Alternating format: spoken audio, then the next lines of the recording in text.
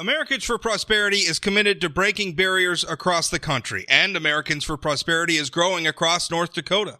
By calling on lawmakers to reduce taxes, spend less, improve health care, and provide second chances, we can empower all North Dakotans to rise. We're fighting for you. Join us today so we can make North Dakota the best state to live, work, and raise a family. Americans for Prosperity paid for this ad.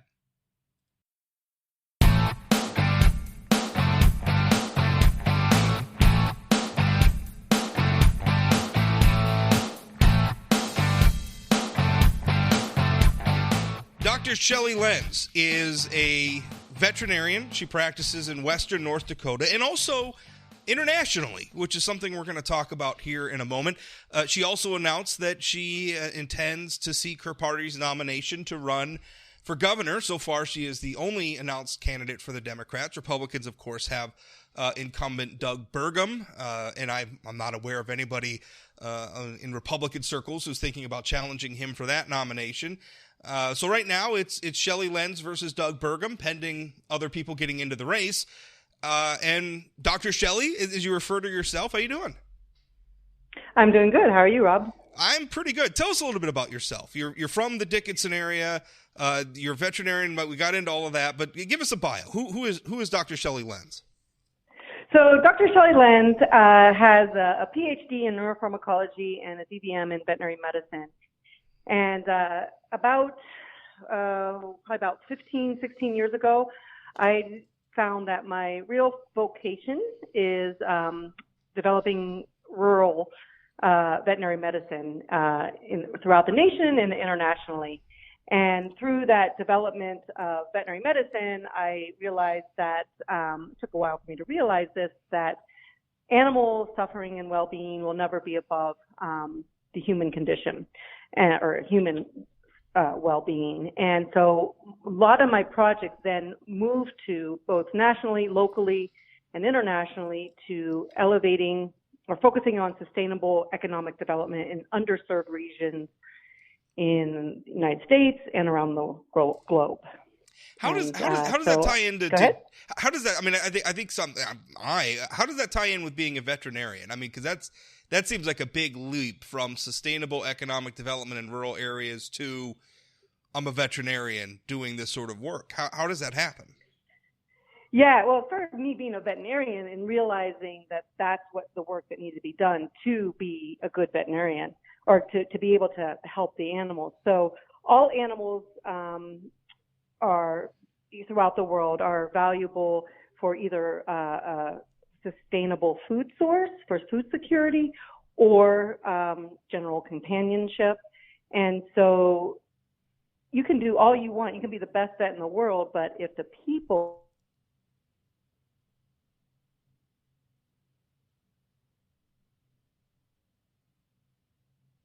on the animal. And so a lot of places I work in the world and also Western North Dakota, well, maybe not Western, but are landless people. And so one of the big things people need for their well-being is nutrition and food security. And so I focus a lot on that, and that comes from animal-sourced foods are the most nutritious and nutrient-dense foods available that works in conjunction with regenerative farming to kind of provide that local food security, which is a big thing here in North Dakota. Our cattle industry is huge, and I feel that we're getting beat up on the world stage and on the national level. And I think it's because people don't understand the value of cows in our grasslands here in North Dakota. And I would like to prioritize that during my run to elevate the importance of the cattle industry for environment and also for nutrient-dense food for the health of our people. Well, security. I want to get into all of that, but tell me, okay. when we were scheduling our interview, you told me, I made the announcement, but now I got to go to Nicaragua for a project. What are you doing in Nicaragua? Because you've referred a lot to international stuff. What are you doing on the international stage? Yeah, so I work in Nicaragua, Guatemala, Peru, Uganda. I've been asked to come to Pakistan. And what I do is I set up veterinary clinics and do local training for the veterinarians, but I also set up how to run businesses. So like on top of teaching the veterinarians how to do quality work, because that brings value to the producer or the animal owner, so they could pay the veterinarian, so the veterinarian will be locally available, but they also need to learn how to run a business. So I set up veterinary clinics, businesses with equipment. So I use a lot of, because I work all over the world, I use a lot of telemedicine after I've trained them. You know, I have to go and touch the project and see the subtle things, but then I talk with them daily over different cases, but they have the tools and to be my hands and eyes when I'm not there, and we use telemedicine to kind of continue their mentorship. But also what is a very, very important aspect is developing your veterinarian as a community leader, which they always end up being, no matter whether it's United States or Nicaragua or Uganda or Pakistan, you develop community businesses, which is often in the trades in these types of countries, and also in Western North Dakota, which is vocational training development, whether it's carpentry, masonry, farrier, ironwork, all that. And so sometimes I'm looking more building the human infrastructure, and I find those kind of natural leaders and natural workers, and I start to invest in them. And so most of my investments are smaller into the human infrastructure development. So is this like a nonprofit group? Is this like a nonprofit group you founded, or one that you've worked for that you're doing all this through? I'm sorry. Yeah, so I used to work with another group until I kept going back to these countries year after year after year, and it was the same problem. And that's when I finally realized, oh, wait, I have to elevate the human condition. So I opened my own nonprofit, a 501c3 international nonprofit, which is not easy to attain. Then I did that in 2013, I think. And so, yes, my own nonprofit. And so this model of addressing veterinary services and animal welfare by investing in the people and the local businesses and regenerative farming was such a unique way of starting to address animal issues throughout the world that it took a big, heavy lift. I work in pretty politically unstable areas, and it's part of that poverty cycle of food insecurity and lack of rule of law and stuff like that. And amazingly, the project was quite successful. And so then I've been invited to come to even worse regions of the world to see if we can help elevate the human condition in those areas.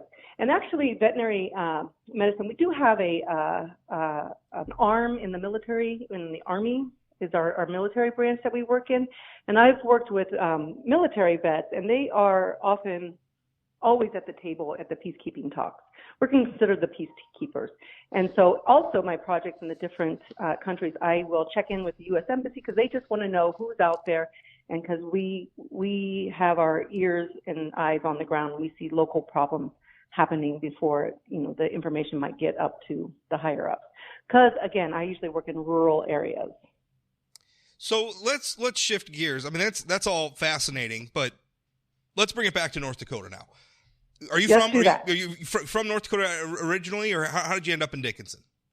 So I was born and raised in Ohio. My grandfather, Alfred Murphy, was born and raised one of 12 kids on a ranch in Killdeer area. He left in the Depression.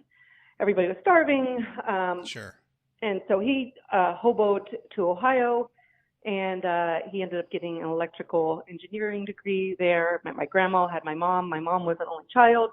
My great-grandma was a pretty tough bird, and my great-grandma from North Dakota, and there was a lot of, bachelors or broken up relationships. So even though there were 12 children, there was just like 2 or 3 kind of inherited. Like my mom and my 2 uncles that inherited a lot of the land. Okay. And so mom came back out, and she used to spend her summers here. But when she came out and brought my dad is off the boat German. He came from Germany to come to the United States for graduate school. He's a nuclear engineer, but then he worked in the oil and gas And so when he came out here with my mom, he fell in love with it. And so they spent about half the year here and half the year back in Ohio. And as we started visiting, me and my 4 siblings would come out and visit. I fell in love with the Northern Plains, period. I just loved the exposure. And then over time, I also realized that this was a very underserved area. At the time, I realized that I was working as a horse vet in Kentucky on the thoroughbreds, so pretty in the elite group there. And, 50 other veterinarians wanted my job. And back in Kentucky, which was great, I had the best mentors, but I was also starting my international work and coming back out here in North Dakota, and I realized that my true vocation was, serving the underserved. So when did you decide to move to North Dakota full time? 2007. 2007. Interesting. Okay. Yep. And you said in Dickinson area, or you're in Killdeer, or what? I started in Killdeer, so this was before the boom. And again, I was looking to be a rural vet, and so I started in Killdeer because that's where my land is. And so I started there, and my practice grew really fast.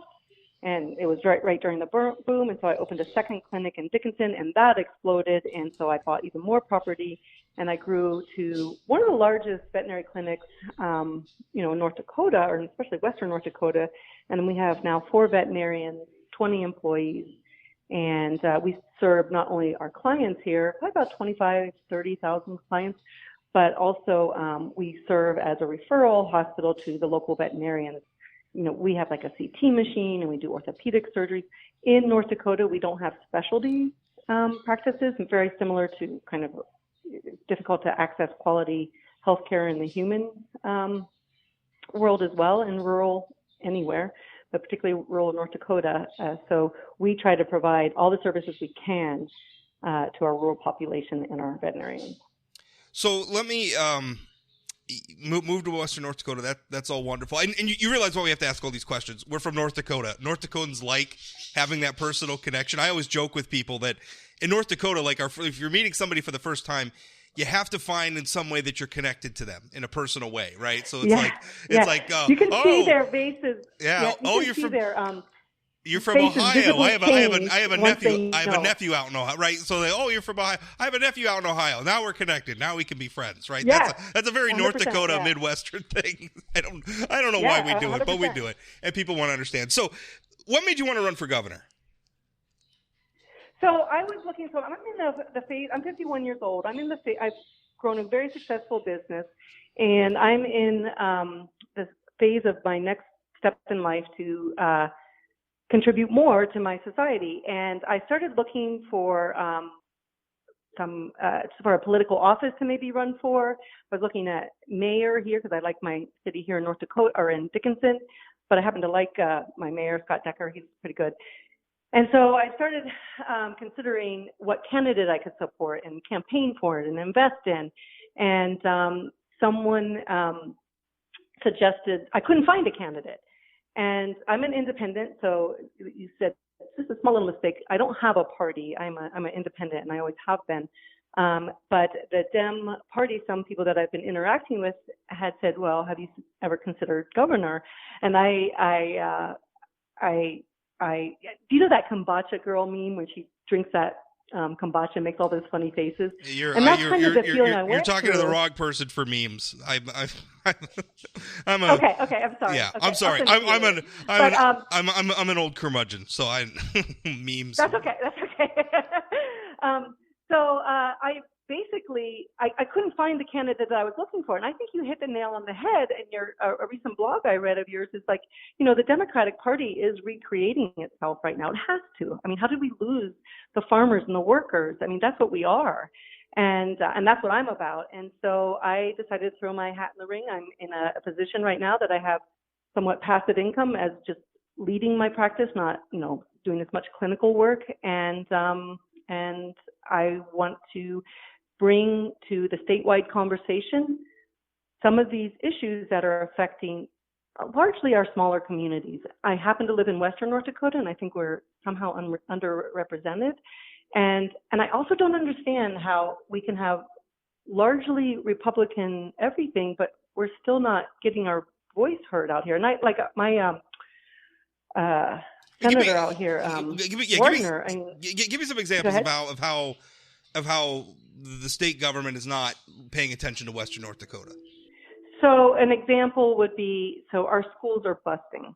We need to build more schools because there were young families that came during the boom here, and it's not just the oil industry; it's all the small businesses that support that industry, and so there's a lot of young children that are coming in here, and so as we're projecting the size of classroom and building, and our buildings are older, we need a new school, and we just built one school, but we still need another one, and the way money comes out here is per pupil, and again, rural people, we don't have as many people, so that affects voting and also how much money comes back to like the schools.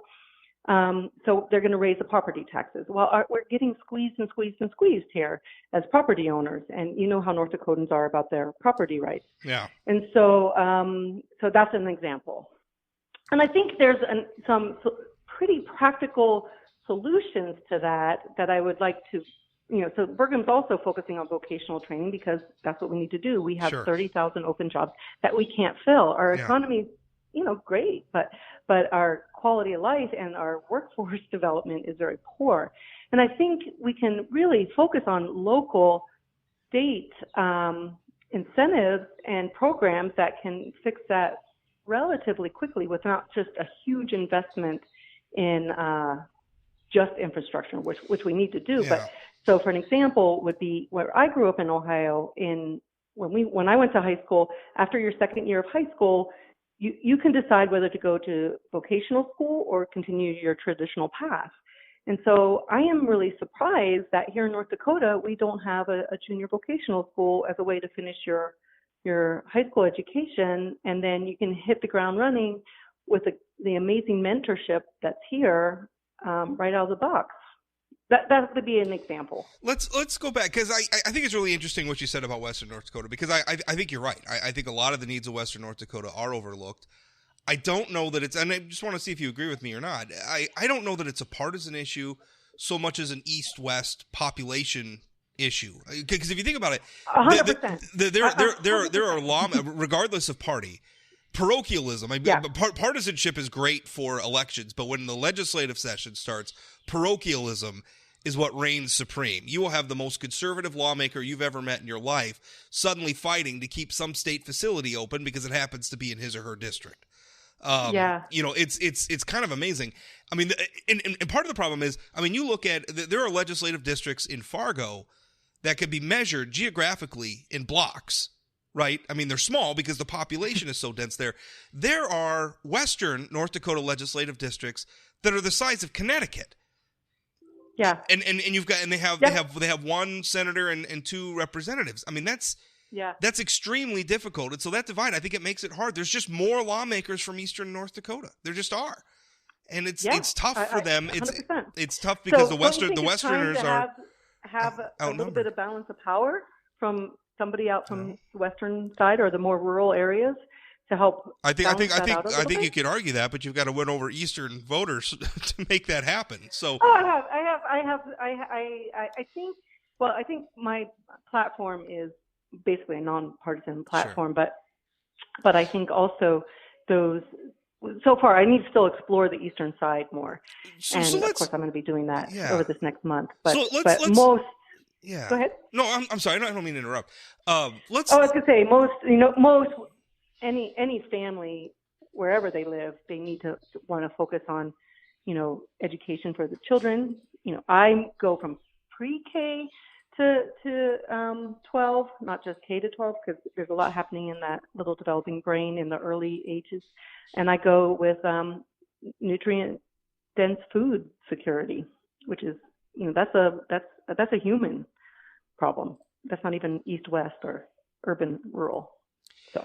So let's talk a little bit, because you said something interesting, that you don't have a party, that you're an independent, but you're running for a political party's nomination. I mean, you're running for the Democratic Party's nomination. So what is your, I think the usefulness of political parties, because I do think that they are useful, is that at some point we have to understand the governing philosophy of our leaders. And so if a candidate chooses to associate themselves with a certain political party, that party has a platform, that party has a history, the candidate is associating themselves with that, understanding that there's going to be some deviation in that on the details, but saying in the broad strokes, this is how I'm defined. I am a Democrat. You're running for the Democratic nomination, but saying you're not a Democrat, you're an independent. Is it fair? I mean, voters are, in my experience, voters don't take very kindly to that sort of thing. Like if they're going to say, if you're an independent, then run as an independent. Right. So,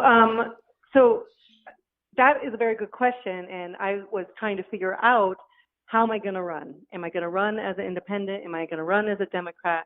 How do I get more involved in politics? And in my exploration, I found that, if you can agree 51% with one party and 49% with another, then maybe you can decide where your political home is. I mean, I think a lot of people are without a political home right now, not just in North Dakota, but in the whole nation. So, and then what I do agree with and what I do focus on in my whole vocation is kind of quality of life issues for humans. And I think the Democrats' platform that they have right now speak to that in North Dakota. So what I also want to do is definitely separate North Dakota Democrats from national Democrat talking points, because some of those I don't agree with. Democrats have been doing that. North Dakota Democrats have been trying to do that for a while, and I know it's tough because sometimes it's hard. I mean, listen, I follow a lot of North Dakota Democrats on social media, and I can tell you, in between their press releases and talking points, what they post on social media kind of makes it sound like they're not that far off from a lot of the national Democrats, understanding that there's a divide even nationally. I mean, I think there's a lot of ideological space between, say, Amy Klobuchar and Bernie Sanders. But still, I mean, there's a reason. I mean, Democrats have lost. You mentioned it. You lost the farmers. You lost a lot of blue collar, a lot of blue collar workers. How do North Dakota Democrats gain them back? And I ask every election cycle, every Democratic candidate that I interview, I ask them that. How do North Dakota Democrats overcome that trust gap? Because I got to tell you, particularly in Western, we don't have a Democratic a lawmaker elected west of Bismarck. It just doesn't happen. In fact, many Western North Dakota legislative districts can't even find legislative candidates. It's terrible. How do you bridge that trust gap? Just like you win any election, all through our history, you have to make the voters feel heard and respected, and change the conversation and lead the conversation. And I think, as not using a veterinary pun, as a dark horse candidate, maybe I'm that person. And maybe, I realize that I'm up against an incumbent Republican that has a lot of money, but maybe you just plant those seeds for the tree whose shade you're not going to be sitting under. So how do I measure my success? One, can we get the state talking, have a statewide discussion about small communities, vocational training, nutrient-dense food, animal agriculture, and can I start planting those seeds somewhere? And even if the Republicans take over my talking points, I will have won. That would be great. So you just have to have them feel heard and respected. Let's Go ahead. Well, let's run. But I agree with you 100% Sure. about we have no, and don't you agree? We need a two-party system. There's an imbalance of power when you just have one party. Yeah. So. Well, I do agree with that. Let's run down some issues, because one of the things, and we went through this with Doug Burgum too, when people, typically somebody who runs for governor, historically anyway, they've held some other elected office before. And holding elected office, you have to make decisions, and that allows the public, there becomes a public record where the voters can go back and look and say, okay, when faced, they push the button this way instead of that way if they were a lawmaker, for instance. But we live in an era where that doesn't seem to matter that much to voters anymore. Doug Burgum had never held elected office before he was elected governor. Donald Trump had never, held elected office before he was elected president. So, and I don't know if that's a good thing or a bad thing. It's where we are. Personally, I like a track record, but hey, but let's run down some issues. Energy development, oil development in the past, the North Dakota Democratic Party's been, pretty critical of the way the Republicans have handled the oil industry. For instance, they don't like, the reform to the extraction tax that the legislature passed a couple of sessions ago. They don't like the way that the state has handled some of the spills. How are your feelings about energy development in North Dakota, specifically oil and gas? So my dad was an oil and gas engineer, and so maybe I have a little bit more different bent on that. And also, I'm living here and growing my own small business during the oil boom. So I know what the oil industry, or energy, I should just say energy industry is Sure. to North Dakota. It did increase some of the things that we needed to have done here, like some of our roads and everything like that. Sure.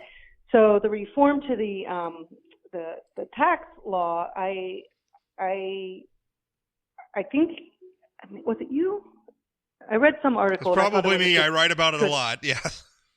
Yeah, so I think it would be wrong for the state to rely too heavily on one sort of tax. Sure. Right? Because everybody knows booms bust or, flatten out and change. And, Ron, Saudi Arabia just needs to open their spigots. The legislature was just reviewing. Yeah, the legislature was just reviewing revenue numbers, and that was a point that Lynn Helms, director of the state's oil and gas division, and Ron Ness, who's the head of the North Dakota Petroleum Council, they're a private group representing the oil industry. Their point said they're talking about oil plateauing in the next 5 years. We'll have about maybe a decade of plateau, and then we're going to start to see revenues decline.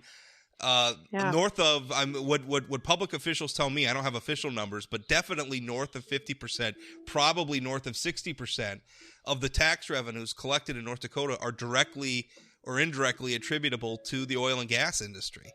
That's too many eggs in one basket. Is how I feel. Right? Yeah, I agree. And that's where a big part of my platform is diversifying our economy. We have incredible wealth here with the cattle, the plant ag. Why don't we have our own slaughter facility, for example? That's a huge industry that we can capitalize on. When you say why don't we have our own? What are you talking about? Like a state-owned slaughter facility? Either, that's an option. That's how, we've kind of weathered some bad storms with financial market changes on the national level because we had a state-owned bank. That came from, that's my understanding. Anyway, so it doesn't. You can tell talking advocating necessarily for a state. You can tell talking about state-owned businesses. Period. Yeah, talking about state-owned businesses, you can tell gives me hives. But that's. Yeah.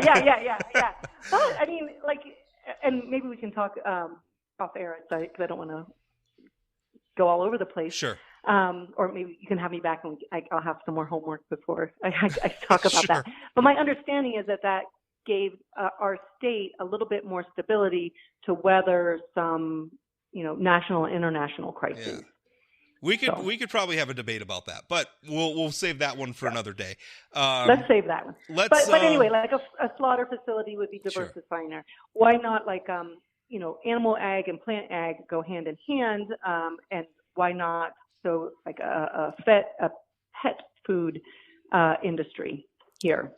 Let's huge. Sure. And one more thing I just wanted to something you pointed out I thought was a very important point. Our coal industries here. One reason why they are actually a little more profitable than other places is because we have the mines right next to the plants and we don't have those transportation costs. Consider if we could do that for our animal ag and our plant ag industry as well. Yeah. I think you're right in concept. I balk at the idea of a state-owned business, but if we could get a private investment, boy, that would be great. I'd be all for that. I'm okay. Let's talk about coal, because like you said, our coal industry here in North Dakota has been more resilient, but we just heard recently Great River Energy saying they have some financial problems. That's a scary thing for a lot of people in central North Dakota. What are your feelings about coal and the future of the coal industry? Yeah, so I'm not as familiar with coal as I am with the oil and gas part, but one thing I'm going to be going out there, and I mean, that's in Beulah, which is like a half-hour drive from me, And so is to go out and visit with them a little bit more about what they think about their industry and what's happening. So I'll have a probably hopefully more informed position. But one thing I think we don't kind of toot our own horns about, in my understanding, is we do carbon capture out there for our coal, and I think we're one of the only 2 places in the world. There are other places like South Africa that does that, and can we stay progressive like that? And as energies kind of come and go, can we stay progressive enough to keep, as we transition from different energies, can we keep up with that without like busting a whole generation of workers? Yeah, I always say if coal goes the way of the buggy whip because we've just found better ways to produce energy, I'm for it. What concerns me is I feel like the government has put their fingers on the scale, and I realize this is a policy area maybe you haven't explored much, but coal is facing. At this point, coal is essentially expected when it gets really cold, like it has been the last couple of days as we record this, or at least the last 24 hours. Coal is expected to keep the lights on. I mean, they're expected to be baseload power, but wind energy gets a massive subsidy from the federal government in the form of the production tax credit, which, despite the wind industry insisting that they would let it, they were going to, they wanted it to expire last year. Congress ended up renewing anyway, at least on a somewhat limited basis. And also, wind power gets to sell their power first. When the wind turbines are spinning, they get to go to the front of the line, and coal has to sell their energy in what's left of the market. To me, that just seems like madness. Coal works. Coal's cheap. Coal's reliable. It'll be there to keep the lights on. It scares me a little bit that we're pushing ahead, and it seems like we're not doing it because of the marketplace, but because of politics. Do you agree with that, or what are your feelings? Yeah, I would agree with that as far as I understand it. So I'm going to leave a little bit of room in case I become more informed and I understand kind of how that thumb on the scale actually works. But in general, I think if you want to be competitive, you can't, how do I say, you have to create your own market. So if people are convinced enough that wind is better, or geotherm, or whatever they decide to do, then you should develop better technologies to win that customer over, and not. This is where I don't like government too much meddling. Yeah, because I think it creates. I think when government decides, when politicians get together and they decide, well, this is the best source of energy, they're not usually making that decision on a lot of that has to do with who lobbied them the most thoroughly, right? I mean, that bothers me. Anyway, let's run through some other issues, because I'm trying to give listeners an idea of who Shelley Lenz is, because the governor deals with a lot of issues. So social issues. Most people know me as a conservative person. I always tell my Democratic friends I'm probably more socially liberal than most of you are, because I'm a little bit of a libertarian. But social issues, abortion, gay marriage. Give us your philosophy on that front. So I was talking actually to a conservative the other day, and he was asking me similar things. So I don't know if you remember, Rob, you might be too young, but I don't remember the science fiction novel Dune. Yeah, Frank Herbert. You're talking. So, I blog for a living, so you're talking to a Class A nerd. You just asked a blogger if he knows what Dune is. Give me a break. So one of my favorite quotes out of that is, "Man's flesh is his own. The water belongs to the tribe." So personal freedom with shared resources. So I am big on personal freedom. So I firmly believe, and I advocate for, that the government doesn't get involved anything past the skin, whether it's no matter what. So I am a veterinarian. Of course, I love vaccinations. That protects the herd. That's the best for social community and herd health and public health. This is an example. But I would never advocate, for example, government enforcing a vaccination because it passes the skin. And so I'm really into personal freedom, and I don't know if that kind of covers a lot of different social aspects, but man's flesh is his own, and the water belongs to the tribe. What about like, I mean, I'm just trying to explore that a little bit. What about like the tobacco cessation program? I mean, obviously the government takes they fight tobacco hard. Our state, along with numerous others, sued the tobacco industry. I mean, isn't that something where if I want to put tobacco in my body, isn't that my business? Yes, it is, 100%. And, there's just, why do we have to try to legislate everything? There's some things that can't be legislated. And again, your own body. And the art of persuasion and public information campaigns, that's where I think the government should spend their money, not through legislation of anything past the skin. What you put in your mouth, right? So what they decide for school lunches, like they do the RDAs, the government's not always right about things. And so, no, I'm with you. What you could put in your body after you're 18 is what should go in your body. How do you feel? Because you just talked about the government not enforcing a vaccination requirement, I suppose. I mean, we're that's something we've struggled with in North Dakota is vaccination rates have been falling. We do enforce it. We have, the schools are although we have a very liberal policy for exemption, where basically anybody who wants an exemption from vaccinations can get one. But do you believe in vaccinations? Do you think people should be vaccinated? I believe 100% people and animals should be vaccinated. Okay. I believe 100% that is the ultimate in preventative health and herd health and to prevent, disasters. I just don't think the government should force you to vaccinate yourself. All right. They can do public information campaigns and encouragement and need to seek out, why people aren't getting vaccinated. Is it just because they don't have access, they don't understand, or do they have a belief system that prevents them from doing that? Yeah. So let's I've already realized I've kept you longer than I said I would, but no, I'm fine. You're a delight to talk to. So I just want to taxes and regulation. Obviously, you just give us your philosophy in that area of public policy. So it depends on, again, if you go back to man's flesh is his own, but the water belongs to the tribe. We have to protect those shared resources that affects everybody, and that comes through some regulation. So, I'll have to navigate through, what those regulations are and how it affects our businesses and what's the most effective way of doing it. Taxes, everybody knows you can't escape death or taxes, especially if you want to live in a human civilization. So how are our taxes spent? Are they being effective? Are they practical approaches? Are they local approaches? So I think they have to be individualized a little bit. I mean, that's a pretty broad, vague answer to a pretty broad, vague question. And maybe in a couple months when I understand a particular tax law that's up for grabs, then I can help give you my idea about what that be. Well, I think we've done a pretty good job. But property taxes, we got to stop with that. And they are just squeezing us dry out here. When you say stop with it, like we have to address it or we have to abolish, because there was an effort to abolish property taxes at one point. I mean, what would you want to do about property taxes? We can't keep squeezing us for it.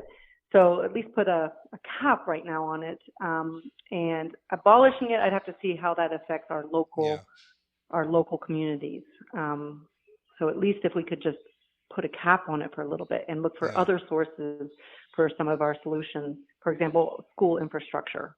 For example. It is frustrating, and I think there are some things the state can do. I mean, traditionally, what the state has tried to do is we've tried to buy down property taxes, which a lot of local governments, certainly not all of them, but a lot of them just treat it as, we're just going to go in and backfill, the mills that the state bought down. I mean, it didn't really solve the problem. We just shifted a lot of the local, the burden for local spending from the locals to the state and didn't really get a lot of tax relief for it. And efforts to cap, you run into problems where the local governments say, well, local control, we have local control. And I don't know. I mean, I have been writing about politics in North Dakota for 16 years, and for every one of those years, people have been complaining about property taxes, and I just don't know what the solution is other than to say, if your local property taxes are too high, take it to your local government, because they're the ones, for the most part, who control the spending that drive those expenses.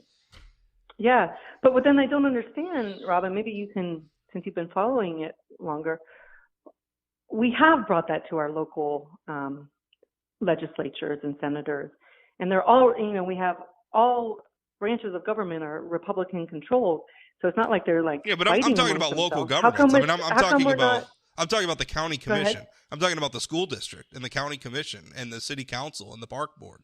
I mean, these are the local entities that, they're in control of the spending that drive the property taxes. The state, for the most part, other than I think a very small mill that I think goes to the state medical school, it's like a tiny fraction. The state doesn't get money from the property tax. It's not the state's tax. The state doesn't levy it. The state doesn't assess the properties. The state doesn't get any of the revenue. Yeah, but what if there was a focus, at the state level to help alleviate some of our small communities' needs, not through property tax, but through prioritization of some of that infrastructure that the local place is trying to manage. But where do you want those decisions being made? Who should be making decisions about potholes in Dickinson? Should that be the Dickinson City Council or the state legislature?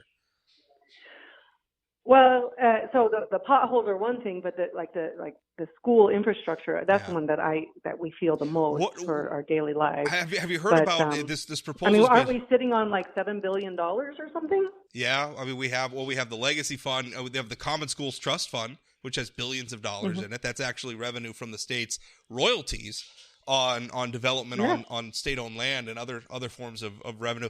But let's what do you last question just to flesh this final issue out. What do you think? There's been a proposal kicked around for basically using some of the state, like the Legacy Fund, to make basically low interest loans to ourselves. So essentially, like for instance, if the city of Dickinson wants to build a new school, there's a bonding issue, right? Where they got to secure a bond from a financial agency.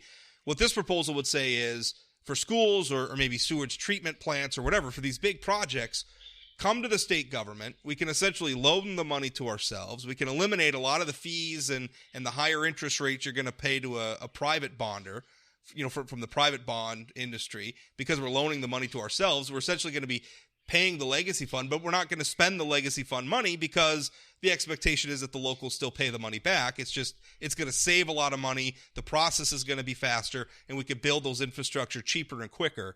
What do you think of that proposal? Realizing that the only thing you have for it is my description. Right? You're working off my description of it. So I realize that. I'll look into that more, Rob, and thanks for that question. And but that on the face sounds reasonable. Yeah. Well, I think so too. Are you seeing some, as a conservative, are you seeing problems with something like that? I don't know. I look at it as we have this money. I oppose creating the Legacy Fund, so maybe I'm not the right person to ask that question, but we have it. We may as well use it. And of all the ways I've heard there's a lot of stupid ideas for things to do with the Legacy Fund. That one to me seems not so stupid. We need sewage treatment plants anyway. We need schools. We need a lot of that infrastructure. I realize it's not the sexiest proposal out there, but if you could build those things quicker and cheaper, that seems like a real game changer for North Dakota. Yeah. I'll look into that more, and I'll be more. I'll have a stronger opinion next time we talk. How about Wonderful. that? Sounds good. Well, thanks for your time. Certainly appreciate it. And I know we'll be talking again as the election unfolds. Okay. Thanks, Rob. I appreciate it. And thanks for putting that information out there.